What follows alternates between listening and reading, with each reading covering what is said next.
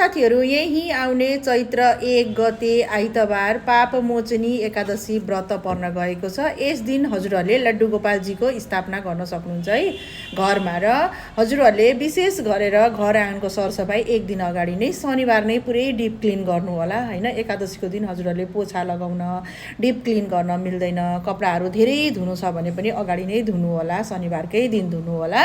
र विशेष यस दिन चाहिँ हजुरहरूले गङ्गाजल छर्किने, घरलाई शुद्धि गर्ने, बडारकुडार गर्न पाइयो। त्यसपछिबाट बेसार जल विधि गर्ने, गेटमा पनि 2वटा दीपक, घिउको दीपक प्रज्वलन गरिदिने र विशेष गरेर ढोकाहरूमा कलश राख्ने, एकदमै मजाले हजुरहरूले धुप धुवार गर्ने र विशेषमा हजुरहरूले लड्डु गोपालजी, शालिग्राम भगवानजीहरूको स्नानहरू गरिदिने। पञ्चामृत सम्भव भयो भने पञ्चामृतले गर्ने, छैन भने आफूसँग जे छ सबै कुराहरू मिलाएर स्नान गरिदिने। त्यसपछिबाट पहेँला पोसाकहरू आफूले पनि धारण गर्ने, पहेँला चन्दन धारण गर्ने, लड्डु गोपालजीहरूलाई पनि पहेँला पोसाक पहिराइदिने। र विशेष भोगमा चाहिँ हजुरहरूले किसमिसको भोग लगाउनु पर्ने हुन्छ। किसमिस, पहेँलो, केराहरू तयारी गर्दै गर्ने। साथीहरू धुप बत्ती गर्ने, मजाले पूजा आराधना गर्ने, ध्यान गर्ने, एकदम छिटै उठ्ने र छिटै पूजा सक्ने, घरका मान्छेलाई तनाव नहोस् है, धेरै टाइम लाग्यो, धेरै टाइम लगाउँछन् पूजा गर्नलाई भन्ने वर्डहरू नआओस् हैन।